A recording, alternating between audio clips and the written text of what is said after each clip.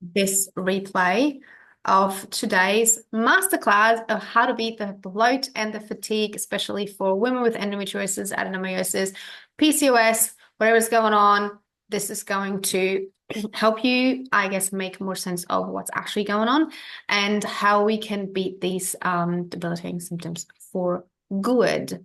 All right. Let me just see if this is all working. Okay. Why is it not working? It's always good when we have technical issues. I don't know how to solve them. Oh, down here, isn't it? There we go. Okay.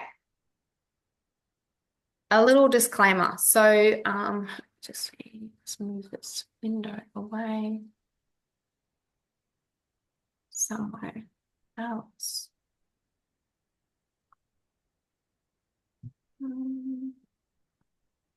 Sorry, guys, I'm just trying to move this window.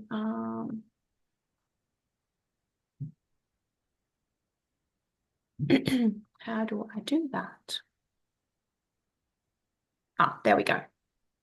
Okay, so the information shared throughout this masterclass is not intended to replace medical advice. Okay, people, please consult with your primary doctor before making any changes to your diet or taking any supplements. So just a bit of housekeeping. If you could please keep yourselves muted during the presentation as it is being recorded. Okay. Actually, I am just going to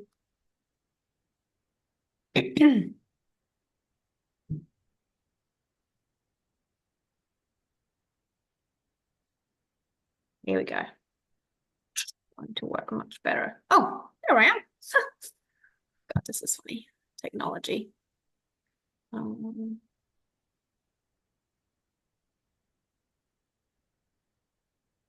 Alrighty. This is much better. All right, who am I? Let's get this started. First of all, I am a functional diagnostic nutrition practitioner as well as a nutritionist. I am a former sufferer of endometriosis as well as adenomyosis. I suffered for many, many years. Obviously, I didn't know I had both of those conditions. It took me a little while, like most women, to actually get diagnosed. I suffered from infertility for many, many years, including 2 miscarriages. I've had the painful bloating, as you can see in this picture. This was me many, many days. Yes, and I'm not a huge person, so this is really quite a bloated belly for me. Heavy bleeding, which was one of my main symptoms. My heavy bleeding was so, so bad that it would literally make me bedridden. And lower back pain, which is actually very common with adenomyosis, overactive bladder, brain fog, insomnia, anxiety, panic attacks, which actually came on very suddenly, sort of like during my mid-30s. I've never was a person to be very anxious or depressed, and it actually came on very suddenly. Always feeling sick, especially before the period. So many of you might have heard of the period flu, when you feel like you get sick before the period, and nausea as well. I suffered from anemia for over 10 years, with many, many iron infusions later, and iron never fixed the issue. And we will actually cover all of this today as to why this is so common that we see women take iron and iron and iron and iron, but it doesn't actually fix the issue, and why that is, and that heavy bleeds are not always a root cause of that necessarily. Went around in circles seeing different specialists for many, many years, underwent 2 separate procedures to try and find answers. Still, I spent thousands, including natural supplements that, still didn't really make me feel better. Eventually, I took matters into my own hands. I did turn to functional health after studying nutrition, and then used, obviously, science-based laboratory testing to get to the root causes of what my symptoms were. I healed from all of my symptoms, then fell pregnant finally with my daughter, and today I teach women worldwide how to achieve the same. So that's enough about me. I really want to get into today's masterclass on equipping you with a lot of knowledge, right? So the way this masterclass is structured is that this part is really the educational piece, and then I will show you all of your protocols that you will walk away with from today that you know, in your own time can read through, and then put some things in place to help yourself. But I really want to equip you with the knowledge of, I guess, what's actually happening and how do we address this in functional health and why do we do things differently. Now, you might think this doesn't make much sense. I want you to think like a 3-year-old, right? How does that make sense? But as we know, 3-year-olds have this way of always asking why. But why? Why is that? But why is that? And how? And they always want to know why. And I think in a lot of ways, we accept things far too quickly, just as is, when as a matter of fact, there's always a reason, okay? So I kind of want you to get more into the habit of asking more questions. This is literally how my journey started, okay? When I couldn't find answers and I started to ask more questions, I was getting a lot less answers, actually. But I wanted to find out the answers, okay? I wanted to understand. So we can say things like, I'm tired because I have a chronic illness, and just leave it at that and just accept that that's what it is.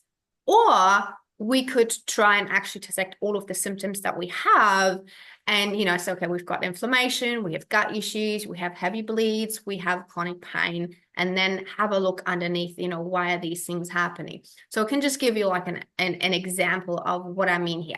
So we can say things like, I have, you know, endometriosis because I have an excess of estrogen. Okay. Why do we have an excess of estrogen? Okay. So we need to dig deeper into why that is. Okay. Do we have things like pathogenic overgrowth? Okay. Because if that's the case, and I will show you some of these examples today, an overgrowth in the intestines, okay, actually means that we have less, you know, we were a really hostile environment for, I guess, bacteria to overgrow. Well, why is that? Why is bacteria overgrowing? Okay. So always asking why and digging deeper, and then really asking the question, well, you know, why are we, you know, why is it a hostile environment? Okay. We have really low stomach acid. Maybe we've taken things to reduce stomach acid. We've been on lots of antibiotics, things like that, or our food's really unhealthy. Okay. Really reducing stomach acid to make us a hostile kind of host, and then that puts the burden on our liver. Now, if that's the case, then, well, if our liver is overburdened, which usually doesn't come up in blood tests that quickly, then, well, it's not going to clear estrogens for you, and there you go.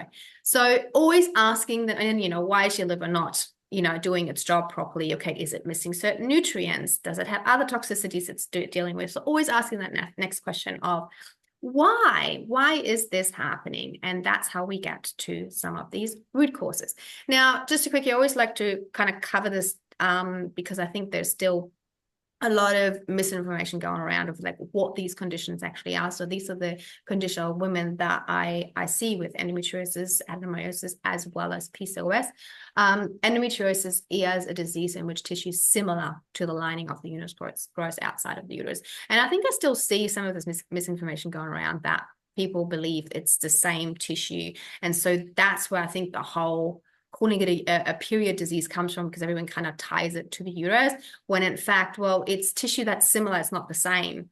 It acts very similarly, but it's not the same. So really, we kind of need to move away from that, because, I mean, this tissue has been found pretty much everywhere else in women's bodies as well, whether it's the chest or the brain.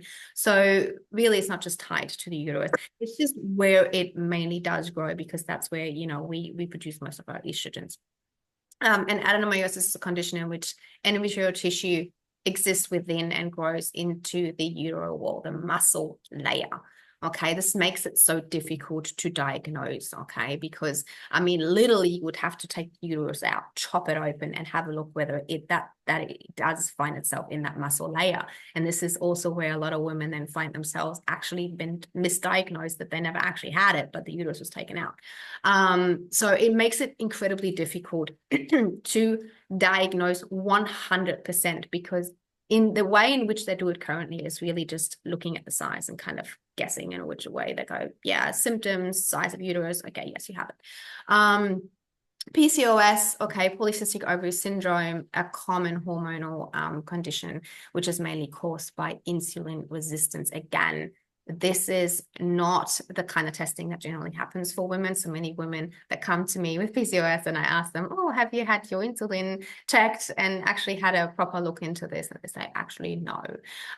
So blood sugar spikes means more insulin secretion, and insulin and stimulates the ovaries to produce more of the male hormones, the androgens, which is your DHEA and testosterone, et cetera, et cetera. So these are the differences in these conditions.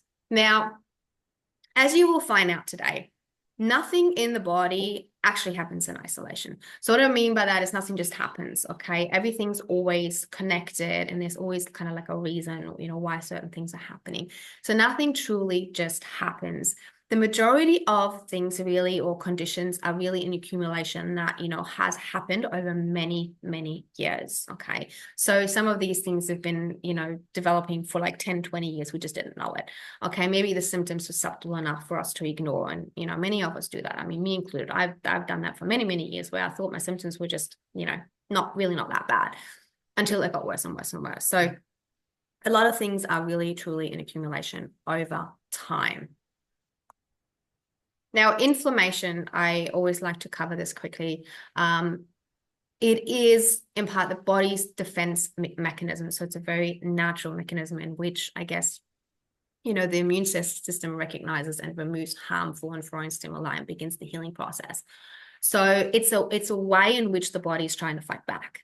But the more it has to do that, I guess the more inflammation there will be, okay? Which is why I guess we talk so much about the anti-inflammatory diet, is because we know it's an inflammatory condition. And I guess the more inflammatory substances and foods we put in, the bigger the fire will get, which is why it's so important to reduce that inflammation. However, even the anti-inflammatory diet is not going to address all of the factors that we're actually dealing with. So that's why some women don't really see that much of, results, and others do, because essentially it's not just down to just addressing the inflammation. We need to understand where are the roots of the inflammation, okay? Where are most of the roots, okay? So this is really looking at all of the systems. That's, hormones, immune system, digestion, detoxification, energy production, nervous system, oxidative stress. We need to understand all of them, because only then can we slowly really peel back the layers and understand, what's beneath it. And so in an acute state, we often see there's a marker we look at functional health. So secretory IgA is the primary immunoglobulin that we can actually look at within the gut. And when we see it really, really high, it's generally a state of like acute inflammation. And when we see it low, we generally know that we're in a chronic state where that immunoglobulin has really been depleted over time. And that really shows that the body's been fighting for a long time. It's been trying to fight back for so long that eventually it depletes itself of that primary immunoglobulin. Sorry. My German comes through sometimes, so if you can pick up on a bit of an accent, I'm originally from Germany. Not that it matters, but if you wonder about my accent. So with that being said, I mean, it's similar with cortisol. Not that I'm going too much into hormones today, because I really want to touch on the fatigue and the bloat, but similar with cortisol. Eventually we will deplete ourselves with cortisol, which is when we get into that real exhaustive phase. So cortisol can stay elevated depending on your body's resources for 10, sometimes even 20 years before someone really goes downhill. And that's when we enter the state of chronic fatigue, where it's really hard to get out of. Because with that chronic cortisol, okay, that was up for so long, it will eventually come down. Okay, and this is the difference between what we call, someone that's still compensating, where the body is still trying, and someone that is really in that exhaustion phase, where we can probably call it adrenal fatigue, but it's not truly adrenal fatigue, because the adrenals don't just become fatigued. Again, remember what I said earlier, nothing in the body happens in isolation. Nothing just happens. Your adrenals don't just become fatigued. They become fatigued because your body's been compensating for years and years and years and years. We haven't addressed things properly, and now your cortisol has been depleted. And now to get back up is really, really difficult, because we really need to understand all of the dysfunctions within to help your body back up. So how do we actually create energy? Okay, so adenosine triphosphate. Okay, actually, I want to get into the phosphate later on when we talk about minerals, because this is truly how we create energy. It's a source of energy for us and store it at the cellular level. Okay, energy is produced when our cells break down nutrients from the foods we eat. Okay, and what drives that ATP in the body? It's the fats, the protein, and the carbohydrates from our food. Now, these obviously should be from a healthy source, because the healthier and the more whole foods we eat, and the better we can actually break these down, the more energy we will have. And this is where gut dysfunction and IBS and all of that plays a huge role in us not being able to break down nutrients properly. And that really affects our energy. Okay. So, and I guess fats, protein, carbs is what we call our macronutrients. There's micronutrients, vitamins, and minerals, which we will talk a lot about minerals today because it's so foundational and it's the piece that often gets missed. So macronutrients are your, three main food groups. Really, there's only three, but it really comes down to the mixture of fuel that is right for you. That's where we talk about metabolism a lot today as well, because this has to be the starting place if we actually want to beat the fatigue long term. Okay, we can throw supplements at people and do all that stuff. That's not going to fix someone unless we actually address the root cause, unless we understand where your metabolism is at. Okay, so that means that we all have different metabolisms. Okay, someone's metabolism might be really, really fast, and someone else's might be slow, and someone else's might be balanced. And knowing that as a foundational piece means that we can adjust the diet accordingly to ensure that we don't slow your metabolism down more, or we don't speed it up more, or vice versa. So it's really understanding that piece as, foundation to help your body, create energy long term. So it's really, really important. And this is why I test, okay? Because there is no way of knowing where your metabolism is at right now. I mean, sometimes we know we can take a bit of a good guess, but at the end of the test, and at the end of the day, I don't like to guess, I like to test, because that's how we actually know and get that piece of information. So I want to show you a few examples of hair tissue mineral analysis that I run. And so some of you, this might be a bit small, so I won't go into detail on this one. Actually, I just wanted to show you a couple of different examples and kind of just show you a little bit of how we're all different. And kind of make that red line sort of in the middle. This is kind of where we should be, as in like that's ideal. So that you can see, I guess, in these kind of examples, how we're all different, how for the most part we're all truly undernourished on a cellular level, and that's what we need for energy, and why it's so important. Okay. So without going into this too much right now, so the nutritional elements obviously are the ones in whatever color you can see, blue or purple, and then we got the red pinkish ones that are the toxic elements. Okay. Now, the reason it's shown like that truly is because the more toxic elements we have, the more, these heavy metals will deplete our minerals. So this is what we call balance. Everything in the body is about balance. Okay.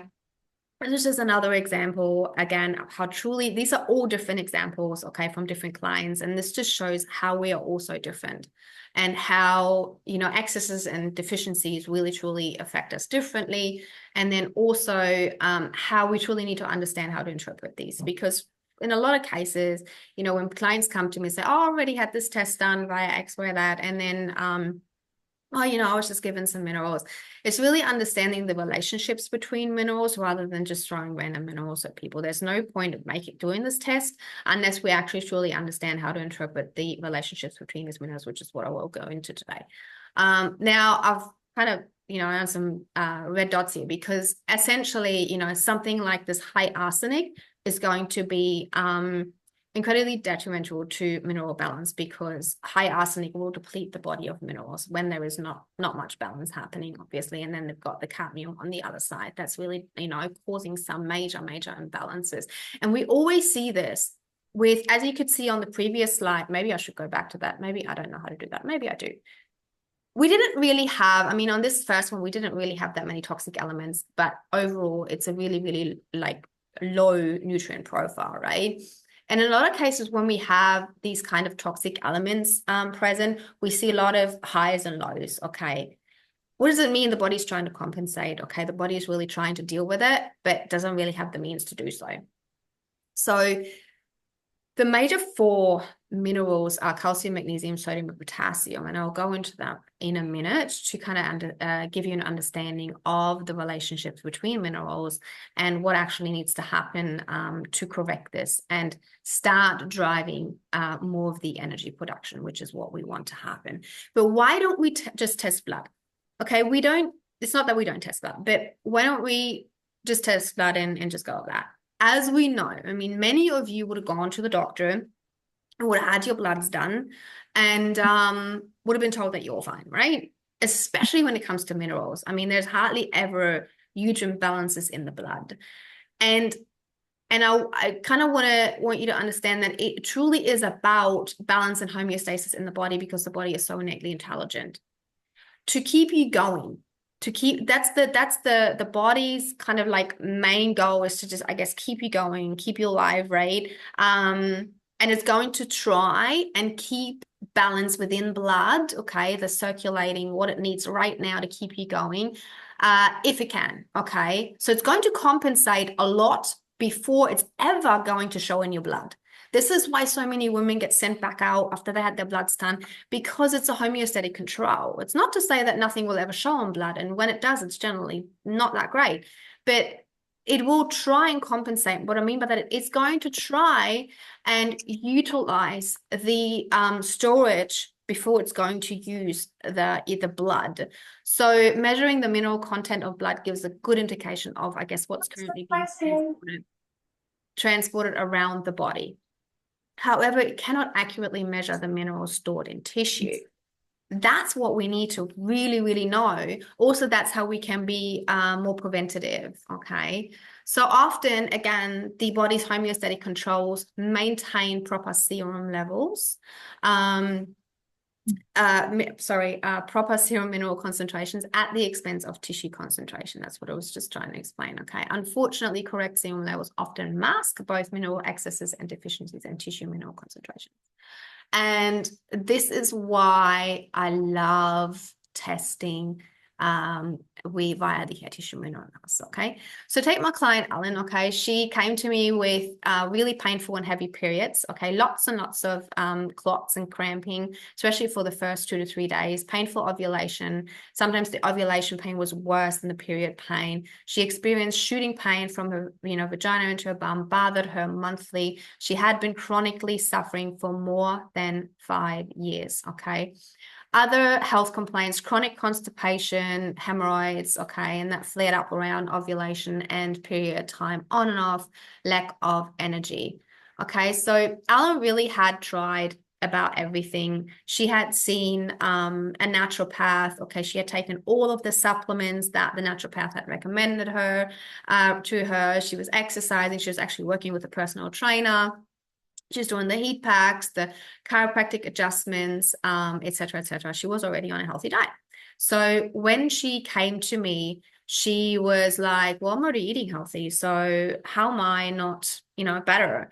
And I guess this is kind of what I wanted to show you today. Because this was truly her HTMA, okay, her mineral analysis was really showing how depleted her body was in minerals overall. Okay, so, and this is kind of where I guess digestive dysfunction plays a huge role in that if we can't draw the nutrients from our foods, it really truly doesn't matter how healthy we're going to eat. Okay, so, and then I guess the one thing that really, really sticks out here is that while across the board she's really, really low in most minerals, the calcium is elevated. And that is actually a problem, especially when we're finding that some of these supplements that she was taking actually contains calcium in a synthetic form that she shouldn't be taking, because it starts to be an issue when we have this kind of scenario, okay? Because she shouldn't be taking anything with calcium, okay? Not at this point in time. And this is why it's so important to get an understanding of where your body is right now. Because what we're doing and what we're giving your body, and especially if we are taking supplements, it's so important that we get it right and not make matters worse. I have seen people with elevated magnesium, which is not a scenario I see often, but I have seen it. And it's a problem if the body stops kind of being able to regulate that very mineral. And then we give that mineral and the person goes, well, I actually feel worse, or it makes me sleepy and things like that. Because as a matter of fact, the body actually requires sodium or potassium. So it does require sodium and potassium to kind of let magnesium into the cell, because magnesium is an intracellular mineral. Okay, so again, this is where we need to understand how minerals all work together and not in isolation. So each of these minerals that you see, calcium, magnesium, sodium, potassium, copper, iron, phosphorus, iron, manganese, chromium, selenium, all of these minerals need cofactors. So they need other minerals and other vitamins to be regulated inside the body. Okay. So this is why sometimes when we give these things in isolation at magnesium and the person doesn't feel very well, it's usually a huge sign that we probably have a sodium and potassium deficiency. And that's a problem. Okay. So let's get into some of these significant ratios. Now, the significant ratios are called significant ratios for a really, really good reason. Because rather than just looking at minerals in isolation, like on that previous page, which is important, but the significant ratios are much more important, because understanding the relationships between minerals and what it means is more important to drive that long-term change. Okay. So what we get from that mineral analysis, which is only one of the tests I run, but it's hugely beneficial if we want to really beat the chronic fatigue, is we get an idea of the metabolic rate, which obviously previously explained. In this client's case, it is slow. Now, I wasn't surprised at all by seeing it slow. Julie, because she had that elevated calcium, and that calcium to magnesium ratio is really, really high, which you can see there on the right here. It was really, really high, which actually increases inflammation and also can suppress magnesium and things like that. And then also the sodium to magnesium ratio. So some of these kind of explain that she has adrenal insufficiency, which again, lots of stress, things like that, really plays a part in, our digestion as well. So calcium to phosphorus is how we actually get the metabolic rate. Again, there's that phosphorus. Okay, how do we create energy? ATP. So it's hugely important that we understand where that's at. A lot of women are very, very low in phosphorus. Okay, so the ability to create energy inside the body is already not there. So that's a fundamental piece that we need to understand if we truly want to fix the chronic fatigue for good. It isn't just about understanding, yes, what's happening in the gut, yes, what's happening with hormones. All of these are contributing factors, absolutely, to drive these functions down. But if we don't replenish the body in the right ways, we're probably going to get back to where we were eventually. So sodium and potassium, okay, is a really, really important ratio, not just to look into adrenal function. Your adrenals need a lot of sodium and potassium, but also digestion. Why digestion? Because we need sodium and potassium to create or make stomach acid, which is really, really important to help with actually digesting our foods properly. So your fats, protein, and carbohydrates to make energy. These are the main food sources, okay? There's really no other food group. So if we can't properly digest these because we have digestive dysfunction and we have low stomach acid, that's a problem. And we need sodium and potassium for this function, also to make enzymes for this function inside the body. So again, hugely important, okay? Calcium to potassium really tells us about the thyroid activity, which in this client's case was really decreased. And then also zinc and copper, okay, really, really obviously needed for energy production, but also is linked to hormones. So zinc travels with progesterone, copper travels with estrogen. So it's really, really important to understand this relationship. And then also zinc is related to the histamine enzyme. And if that's elevated, then we can also see a lot more food sensitivities and things like that. And with the adrenal insufficiency, obviously, we often see things like constipation, lots and lots of fatigue, obviously, dry skin, low blood pressure, etc., etc. Now, what I will go into, especially today, is that iron and copper relationship, because it's the number one relationship that we kind of need to understand if we want to keep chronic fatigue. And the problem is that in the majority of cases, we're actually going wrong about it because we just think that we just need to give the body iron. But then in a lot of cases, that doesn't fix it. Okay, because in a lot of cases, we actually have what we call copper-induced anemia. Copper-induced anemia is when we don't have enough copper to go around to regulate iron. And that's what I'm going to explain to you today. Now, it would make sense to just replace iron because we have heavy bleeds. But it doesn't fix the issue, and I will tell you why today. Now, Ellen, when we started obviously working, I have explained the case to you, obviously wasn't doing so well. Only after 8 weeks, okay, we started working together.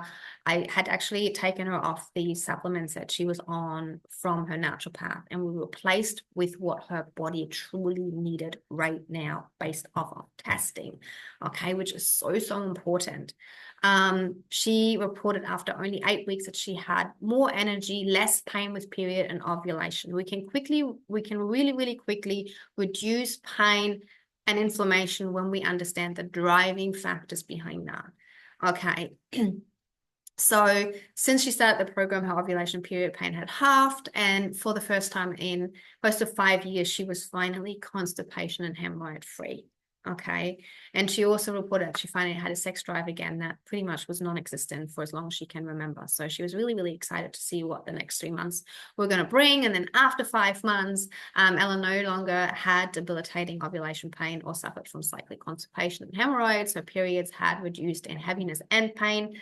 And the last cycle, she was the first cycle in 5 years that she was actually able to function. She was mostly bedridden for the time she'd have a period normally. And this was the first time in 5 years that she attended a kid's party and cleaned the house while she had a period, which was amazing to her. So these are the kind of results we get when we understand what's the missing key. Now, the missing key for starters is actual functional testing. It's actually understand we need to test properly and not just do some scans and some bloods and then send you out the way. I'm sorry, you just have X, Y, Z, but we don't actually know how to help you. That doesn't truly help. Yes, sometimes it's helpful to know, okay, what dysfunction do we have at the top or what do we call it? But it never explains a single thing unless we look underneath, which is where functional testing comes in, okay? Many women do go around in circles for many, many years. I mean, centuries, really. I have many women that come to me that have been going around in circles for 10, 15 years, okay? And there's often a lot of money that has gone down the drain on things that, just weren't giving them any results. And so, and I feel for them because at the end of the day, I've done the same thing. And I'm just like, no, let's stop this. Let's actually do something that is helpful and that gets you results, right? So I have done it myself. But what I wanted to touch on today is obviously our iron recycling system, because this is so important to understand if we want to beat chronic fatigue. Most women actually have dysregulated iron and not iron deficiency. Now, you may have never heard of this, okay? This might be completely new to you.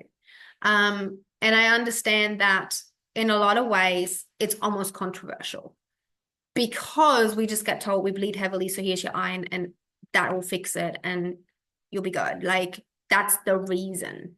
We don't even look into the reason why we have heavy bleeds. Like, that would be logical, right? Okay, so if we have heavy bleeds and that's a causal factor, then why do we have heavy bleeds? You have endometriosis. Okay, again, asking more questions is what's going to give us the answers, okay? As a matter of fact, iron deficiency symptoms are present long before serum iron levels are detected, which is, again, why so many women feel like not that great. And get told, no, you're fine, your bloods are fine, because the body depletes stored iron in order to maintain normal serum iron levels. That's a homeostatic control because your body does that on purpose. So it's going to use what's in storage first. You will already feel the effects of that. You will already feel terrible at times, and your doctor will still tell you you're fine. Oh no, it's still in range. See, the problem with the current system is it's really kind of like, they like you to be in range, and as long as you're in range, they're covered. They are covered. They're good. Okay, they just have to show that you're in range and they've done their job. It's not so much about digging deep to truly understand what's underneath, because that will cost also a lot more money. And that's not the way the system is set up, unfortunately. I wish it was. okay, because a lot more women could actually be helped. That's the truth of the matter. But it's not what it is about, okay? So obviously, in functional health, we want to understand what is underneath, okay? Truly, what is underneath it all. We all have this amazing system inbuilt in our body. Every single human being has an iron recycling system. Isn't that amazing? Because on a daily basis, actually only a small fraction of the total iron requirement is gained from the diet. We only need a small fraction of iron, okay, because we have our own iron recycling system, okay, and it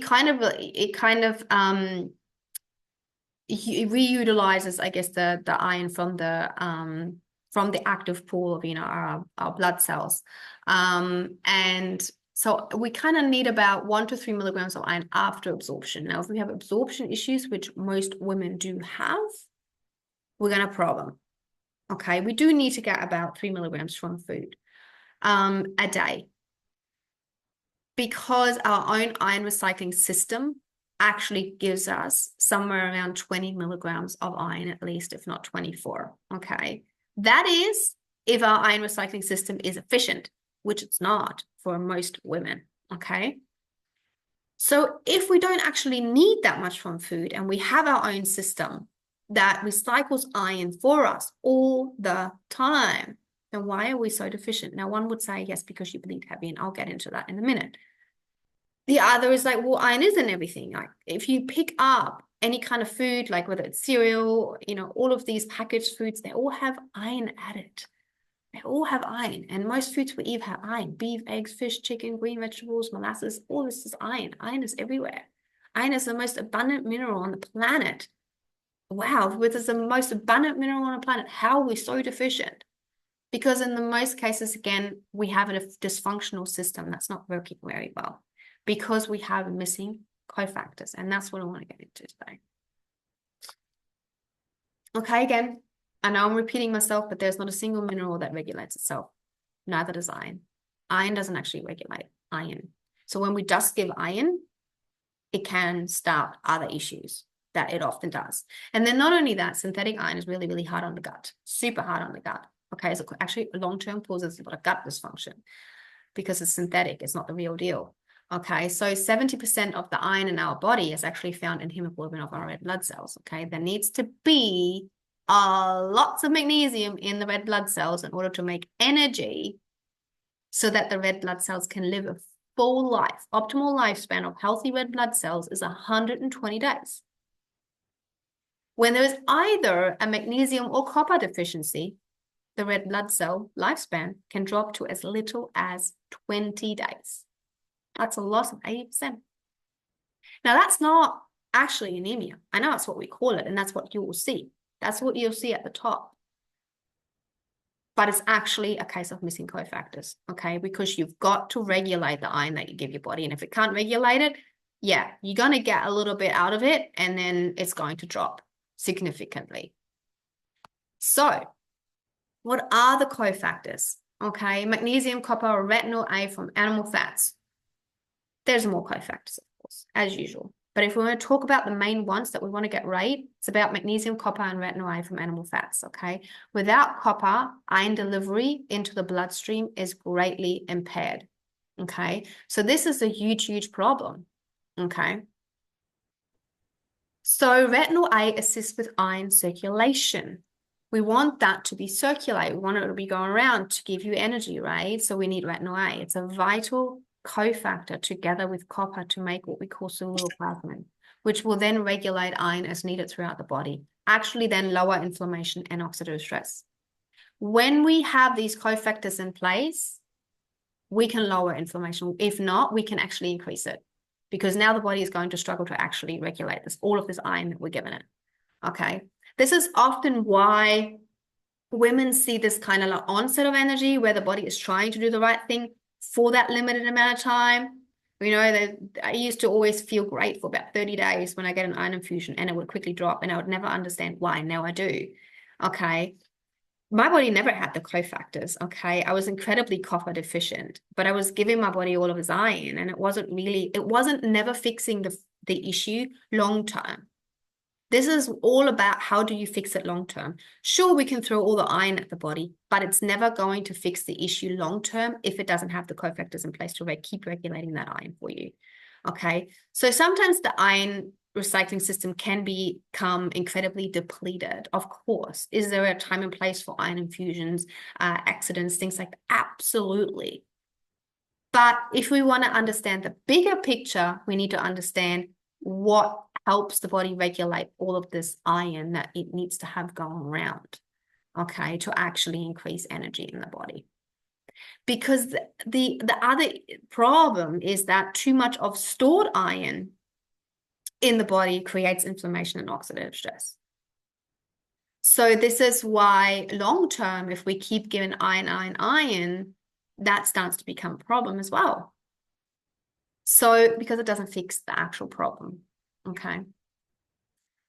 So I want to kind of touch on 5 reasons for low iron that have nothing to do with heavy bleeds that I see all the time.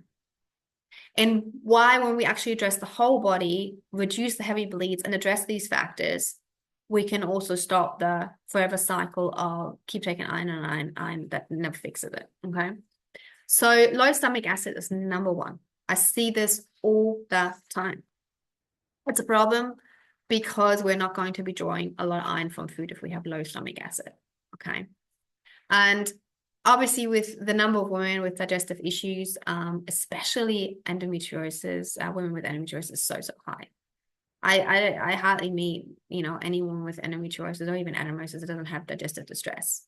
And so all of this is totally connected. And we need to understand that piece so we can actually heal long term.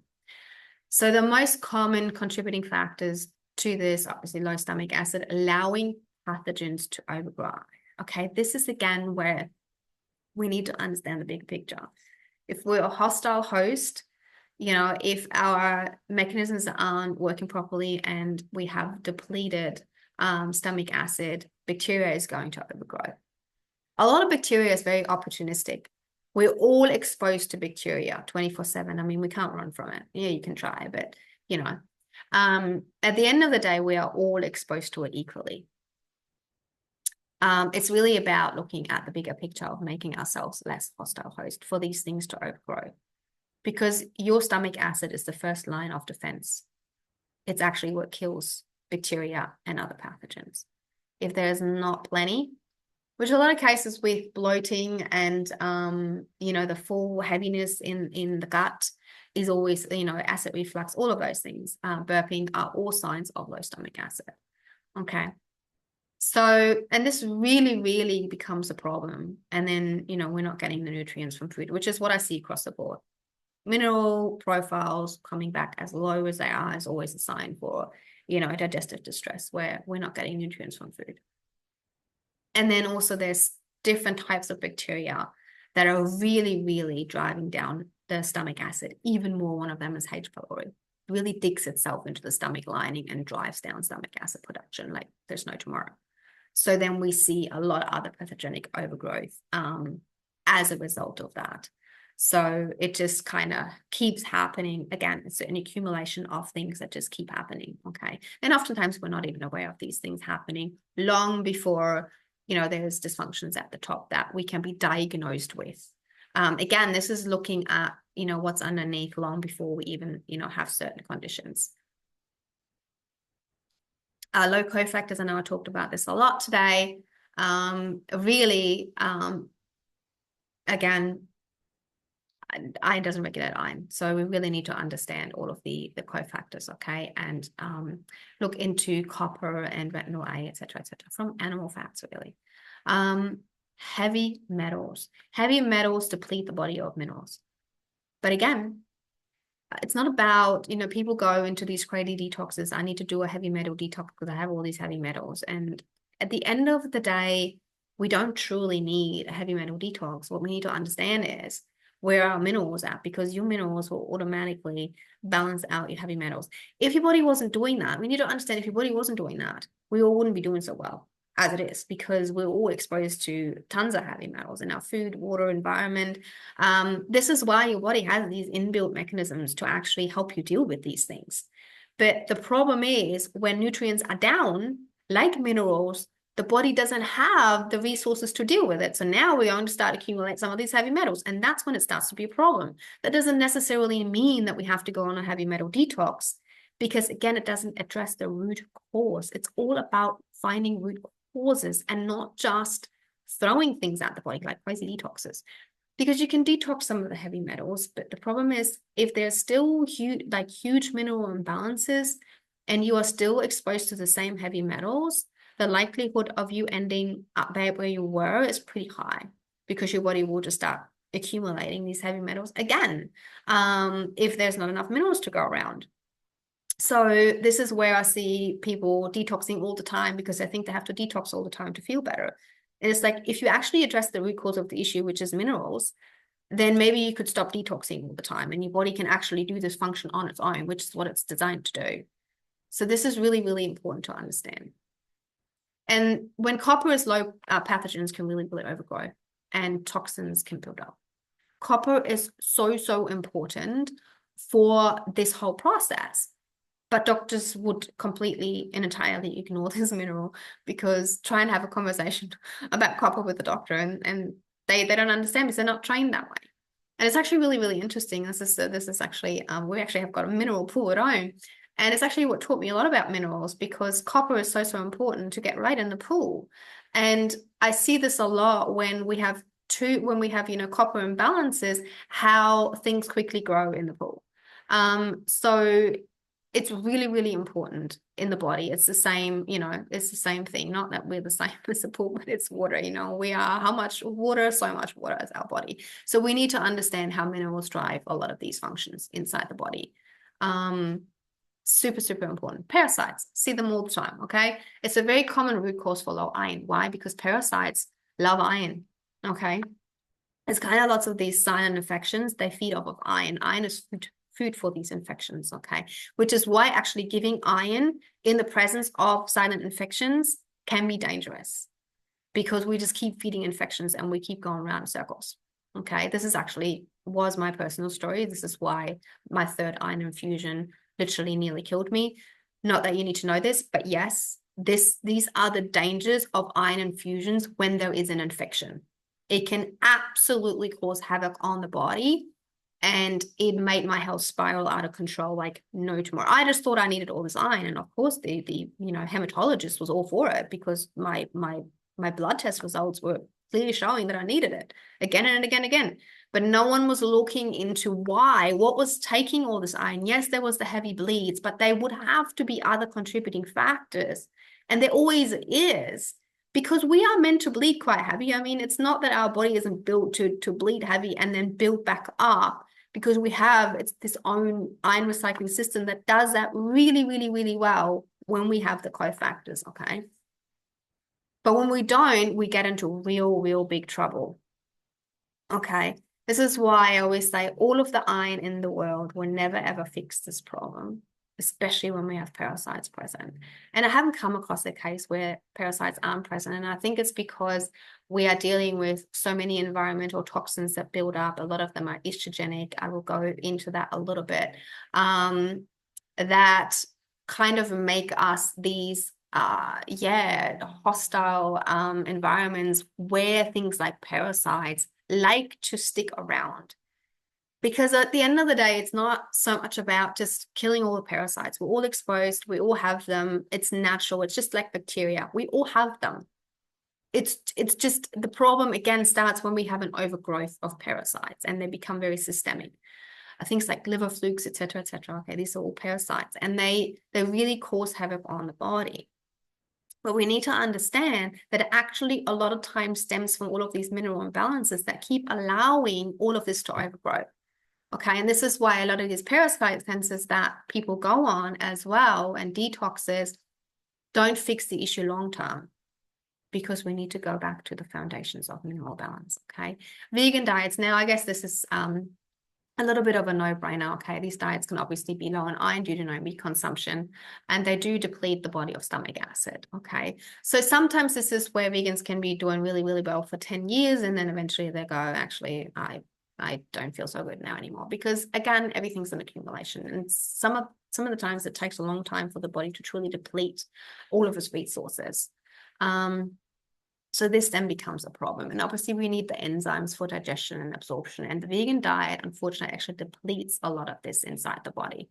So this is obviously then where supplementation would be really, really important to get right, but you would have to have the testing to get it right 100% of the time.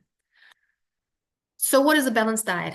As I started, this is how we create energy. We need to eat our 3 food groups, the diet that consists of healthy fats, protein, and carbs, okay? 30 grams of protein at each meal minimum. The majority of women do not eat 30 grams of protein at each meal, okay? Actually, far below that, far below.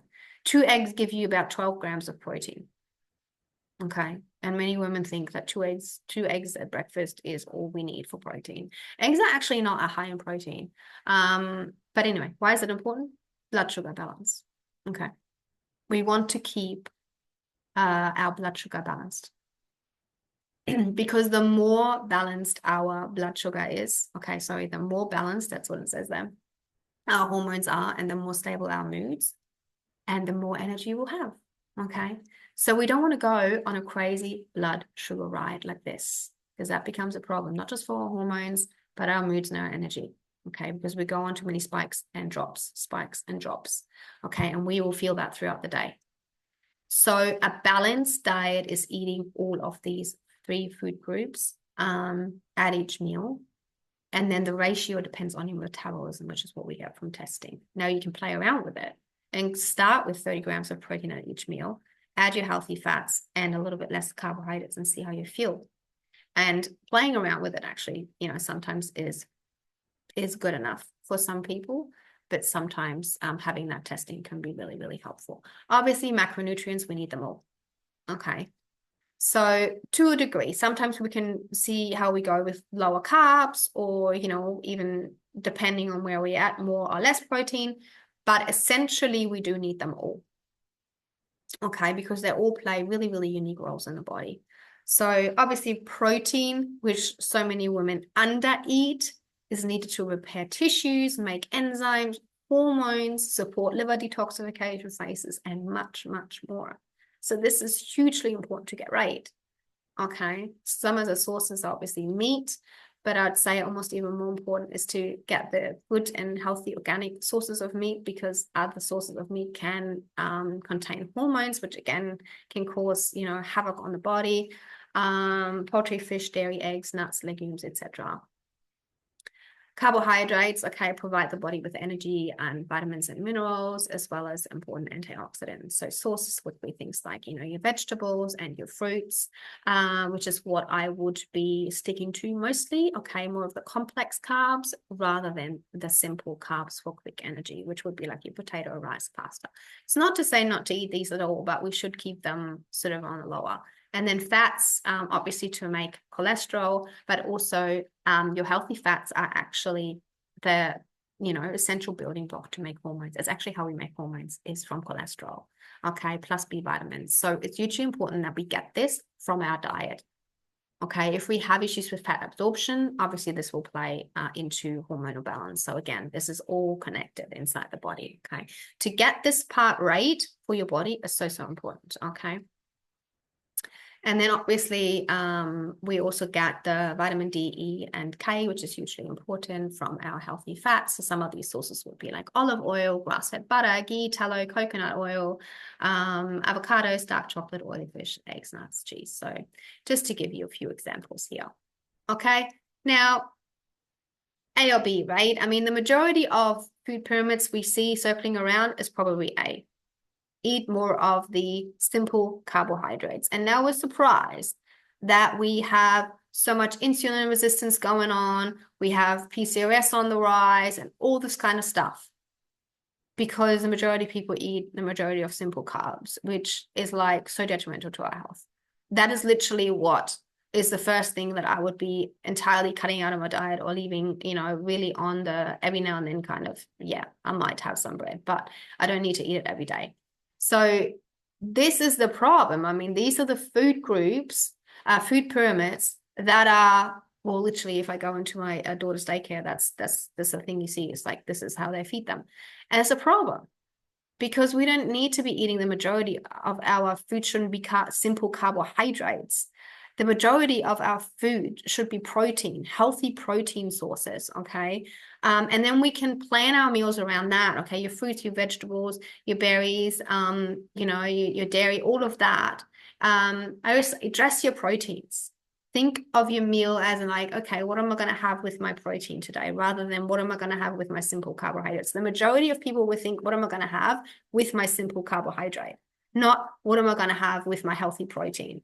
So it's a whole like flip to what needs to happen to realize, what does my body actually need to create energy for me? And it's probably not simple carbohydrates.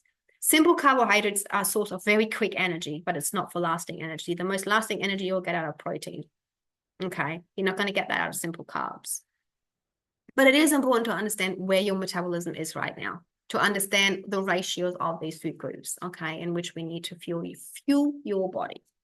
Now, why am I so bloated? Let's cover this because got about half an hour and I really want to get into the bloating because I know that many women with endometriosis and adenomyosis and other digestive issues obviously are very bloated. And this can become, oh my God, such an annoying symptom, right? I mean, gee, I've suffered from this for so many years. And it was just always so uncomfortable, right? You always feel like you need to cover up your belly. And especially when you're someone like me who is still, you know, trying to conceive, running around with that bloating belly, and then people looking at you almost like, oh, is she pregnant again? And it's like, no, it's just my bloated belly, like, thanks. Now what you actually see here is just a little snippet of a stool test. This is from a GI map, okay? It's just one of the tests that I utilize.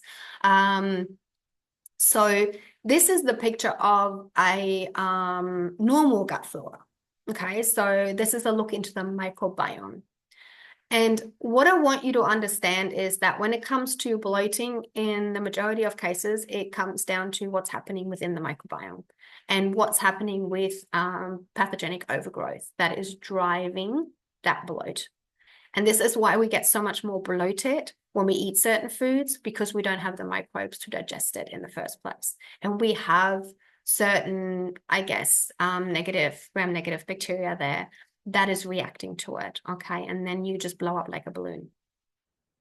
Now, in this specific case, obviously, that we're looking at, what I want you to kind of see is that on the left there, really, all of these, you know, good guys are really depleted. The majority of good bacteria for this client just isn't even there.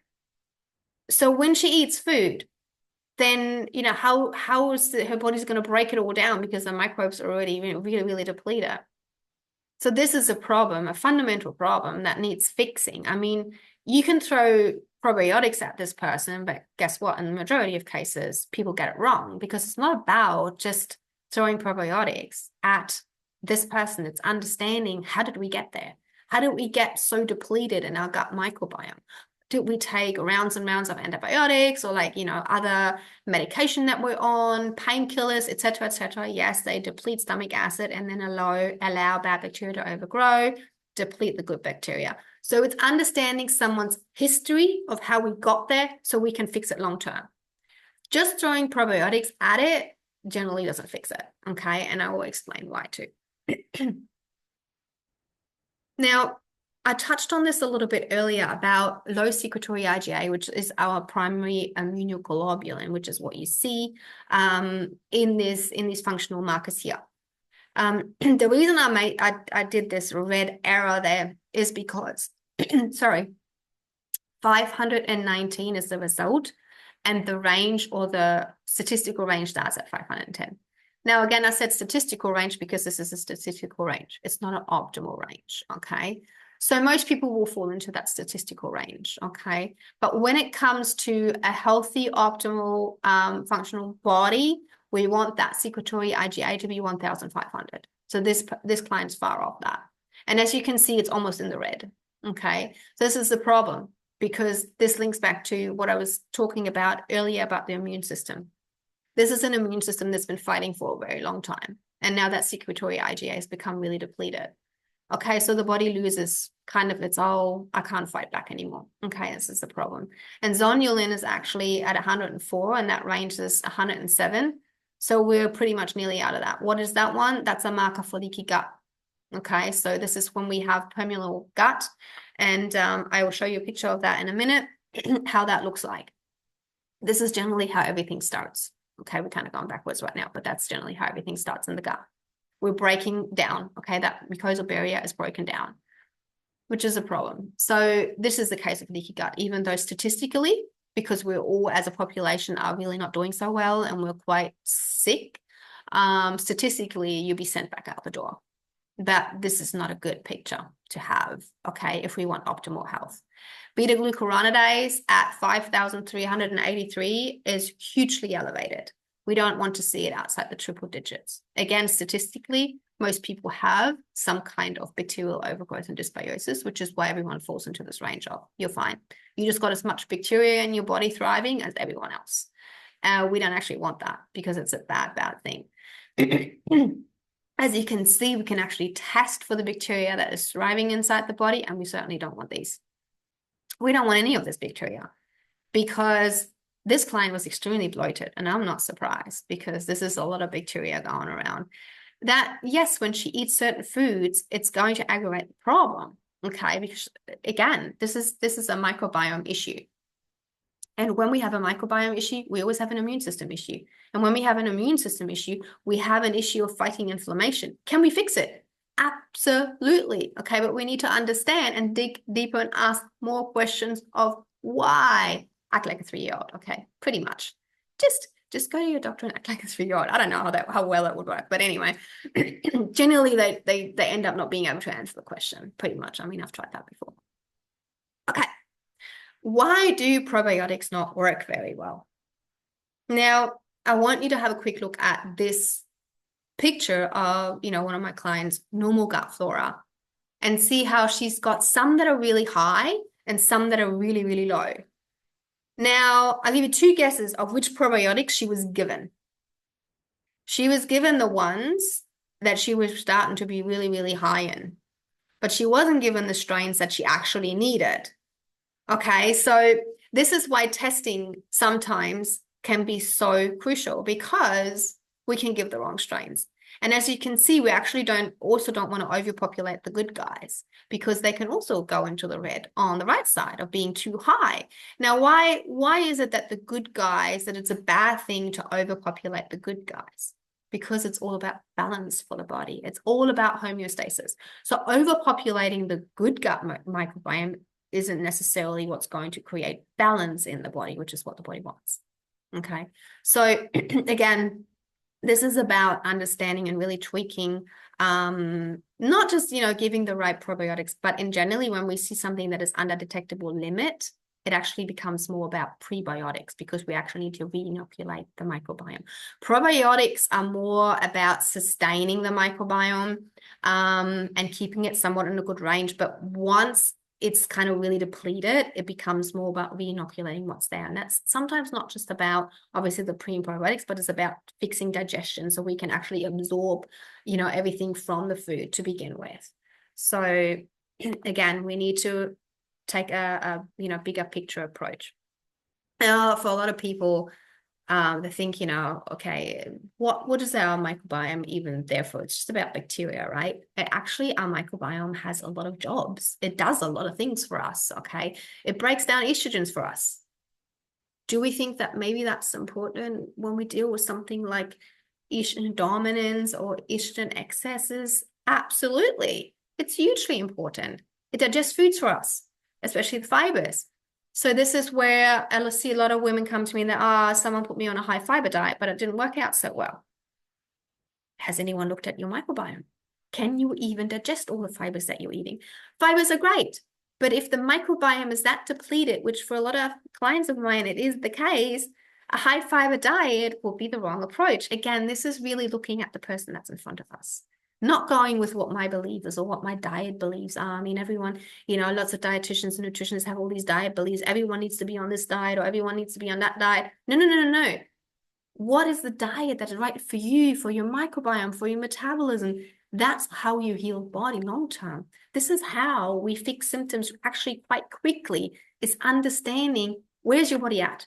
Fundamentally, where's your body at? And then go off that. And for that, I need to do the testing on you and not just go, I believe in this diet. And then go, oh, it didn't work very well for me. It protects against pathogens, of course. Okay, if our microbiome is healthy, it'll help you out and it'll keep everything in balance and it won't let the bad guys run the show, right? Less bloating, pretty much straight away, okay? Stimulate the immune response, a healthy immune response. The main stimuli for a healthy immune response is your gut microbiome.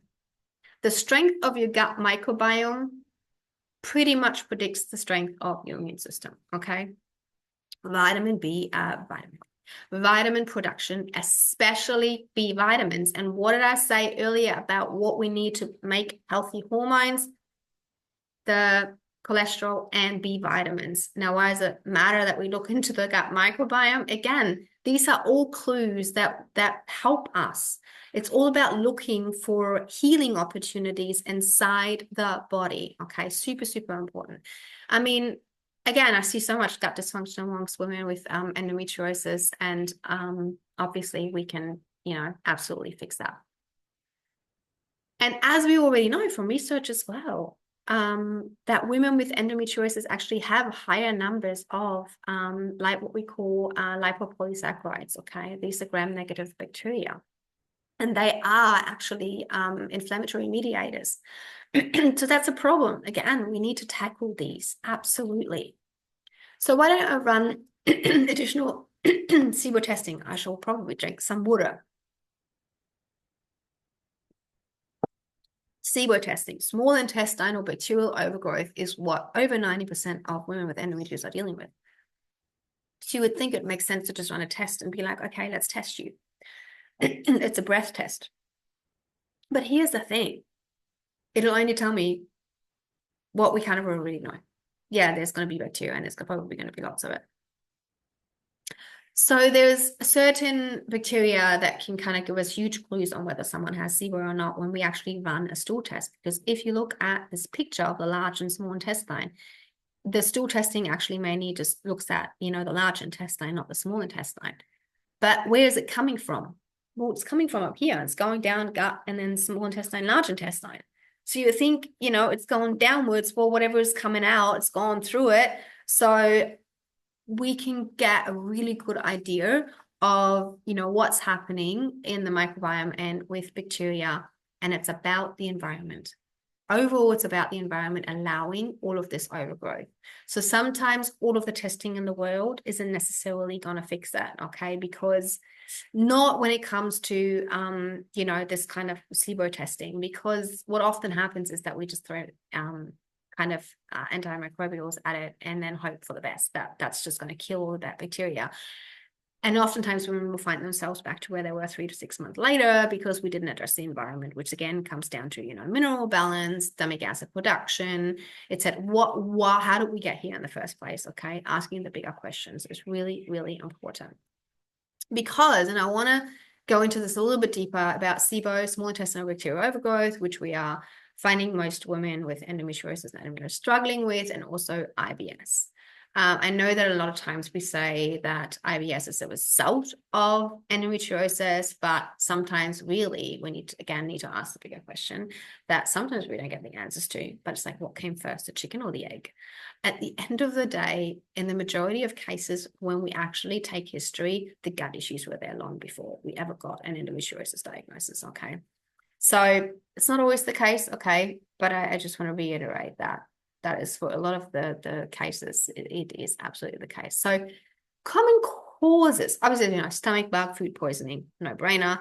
Diabetes, yes. High blood sugar damages the nervous system, gastric bypass procedures, proton pump inhibitors. So these are the inhibitors that inhibit your stomach acid production. Of course, they're going to allow pathogens to overgrow, okay? Huge problem. Narcotics, okay. All of these strong painkillers, etc., that cause huge gut dysfunction, okay? Huge problem. Cholesterol lowering medication, surgeries that cause restrictions or adhesions, okay? A lot of women get worse and worse with their SIBO the more surgeries they have. And that's why, okay? Because really what we're doing is we just keep allowing more pathogens to overgrow with more interventions that we're having. Okay, because it goes back to the environment within. And then a lot of times the steps to really, help the microbiome out and help the body heal just are not being done. So then that becomes a problem that oftentimes we'll find ourselves back to where we were. Now, some of the actual root causes of these issues that we're dealing with in a lot of cases are mold toxicity. I see this in most of my cases, okay? Doesn't always have to be a full-blown toxicity, but the problem with mold is, and mycotoxins inside the body, is that they're extremely estrogenic. And they cause a lot of imbalances and also allow pathogens to overgrow. I would say when there's funguses and mold and candida and things like that, we often find other issues. Why? Because it goes back to the environment that's allowing all of these things to accumulate and overgrow. So again, a lot of people are exposed to mold in their home or, moldy environments. And that becomes a problem when the body is depleted and is dysfunctional. The body can start to kind of hold on to mycotoxins, which can then become a problem. And in a lot of cases, this is not tested for. Okay, stealth infections like Lyme, EBV, Epstein-Barr virus, parasites, pH changes in the small intestine, low immune function, toxins from everyday products, mineral deficiencies, chemicals in the water. What was the other one? Oh yeah, and food. Well, obviously there's chemicals in food, low stomach acid, low pancreatic enzyme output, and frequent, what did I say? Our use of antibiotics. Yeah, absolutely. I already mentioned that. So these are more of the root causes of why we are seeing a lot of SIBO and IBS. And I've got this picture of the weeds here because I always like to explain to people about bacteria, and kind of like the common approach is just kill the bacteria.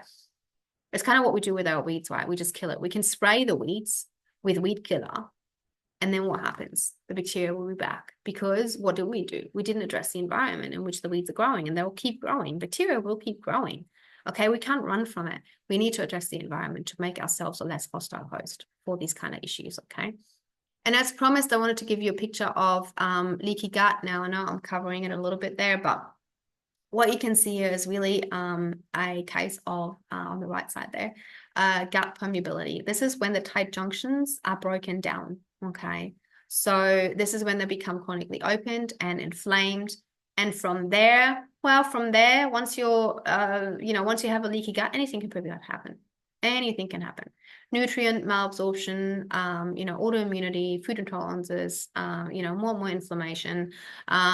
So this is why we talk so much about gut health and healing the gut, because really that's where it all starts, okay? Once we've got a case of leaky gut, pretty much anything can happen, okay? We have got a very inflamed and reactive body that's going to start reacting to pretty much everything, okay?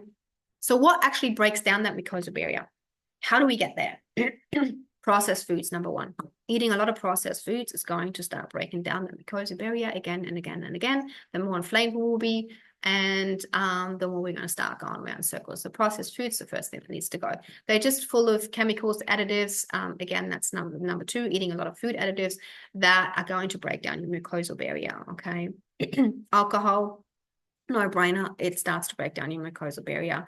Again, I'm not going to say that one glass of alcohol will do that. It's more about excessive and excessive alcohol, I would say. If you're going to have a special occasion and you have a drink every now and then, that's not going to do it. But I would say excessive alcohol, antibiotics. One round of antibiotics is enough to do it. This is why it's so important to rebuild the gut and the mucosal barrier after a round of antibiotics. How often does that happen? It doesn't, because most people just get told to just take some probiotics. And that's not really all that needs to be done after a round of antibiotics. And this is why we end up with all the bigger issues eventually if we keep taking round of antibiotics. Actually, one of my clients had this issue of round and round of antibiotics, and then she had to go on to fungals. Why? Because eventually the fungus and the candida will overgrow as a result of making us a really, really hostile host. It's literally like we're asking the bad guys to just take us over because we are killing the good guys. We are killing the bad guys as well with the antibiotics, but if we're killing all the good guys, guess what happens when the bad guys come along? They're having a party because the good guys aren't there.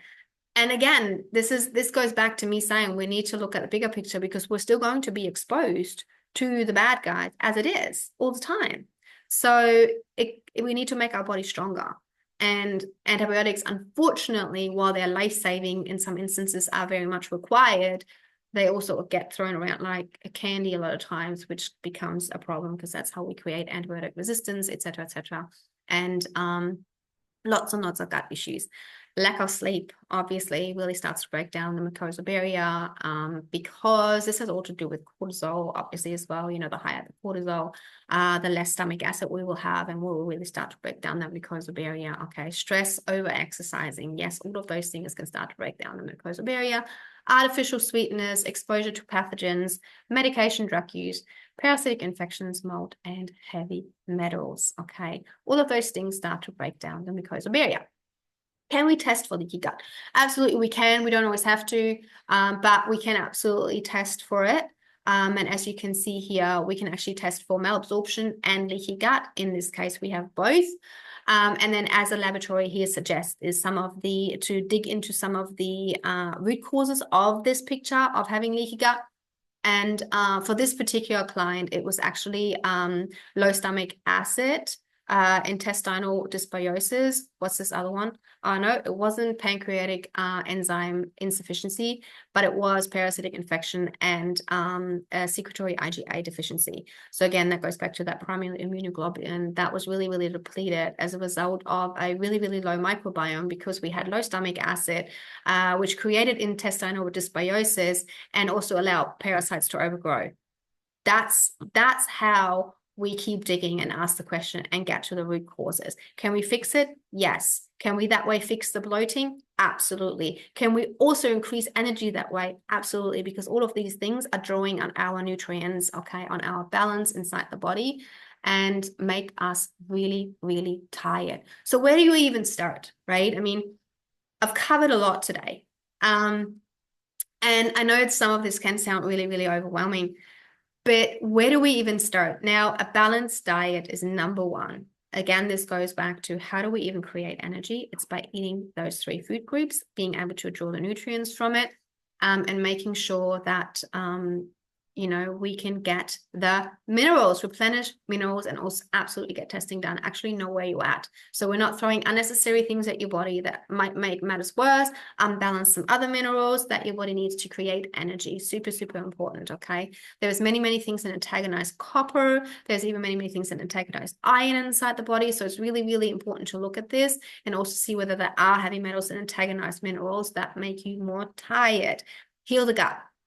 No brainer again. It goes back to the leaky gut, the pathogenic overgrowth, causing more and more bloat. Look at the foods that you are eating. Absolutely. Look at, I mean, if you are someone who eats a lot of processed foods, I mean, really pick up a package and have a look what's in it. I mean, yeah, even just starting there sometimes can be eye-opening. Just reading labels. Just really fundamentally just picking up a package and reading labels. That's how I started educating myself a very, very long time ago, and really realizing how much crap I was eating of things that I couldn't even pronounce, things I had no idea what it was that I was putting in my body. I'm like, what even is that? And we're eating it. And no, we shouldn't be eating it. We should be eating mainly whole foods, and really asking the question, is this something where I could really improve? Okay. And then also grab my anti-bloat protocol as well as the chronic fatigue protocol that I will show you in a second before I leave, because I obviously want to leave you with that. I'll be sending it out after this masterclass so that you're equipped with steps on what you can do to truly beat the bloat and fatigue for good. And also, yes, absolutely look at how much stress you are having in your life, okay? Because at the end of the day, the more elevated your cortisol will be and stay elevated, the more your body will start to break down, because that's what chronic cortisol does, okay? It starts to break your body down. It breaks your mucosal barrier in your gut down. And that's where most of the dysfunction starts. And from there, we can cause this cascade of inflammation, estrogen excess, liver dysfunction, and everything just starts to spiral. And again, this can take many, many, many years to show up as something like endometriosis, adenomyosis, PCOS, etc., etc. Okay. Absolutely contact me if you have any questions. After this presentation today, my DMs are absolutely always open, always happy to answer questions that, well, that is, I can't answer any specific case questions because I don't know your case. But general questions I can. Thank you so much for being here today and listening. And before you go, absolutely, I want to show you the protocols. So let me just quickly do that. And then I will let you go. Let me just have a look if I can even do this. I don't know if I can. This is me technical is probably not going to be, okay, maybe I cannot because I actually don't know how to do this right now. But that's all right. Maybe I can. Hold on. There we go. Absolutely, I can. Okay. Now, a guide to success. Absolutely. So you'll be given this protocol. Okay. So if you're someone who's really, really bloated, now this is not some long-term kind of thing. This is like what you can do right now if you really, really want some help. Because some of this is quite extreme, but if you really want some help right now to fix some of that bloating, then I would absolutely start here. And then obviously look at the chronic fatigue protocol as well. And yeah, look at how many of these symptoms you tick. Kind of really walks you through, you know, what causes all of the bacteria overgrowth, whether we're talking about candida or anything that accompanies this and the bacterial overgrowth that come with it.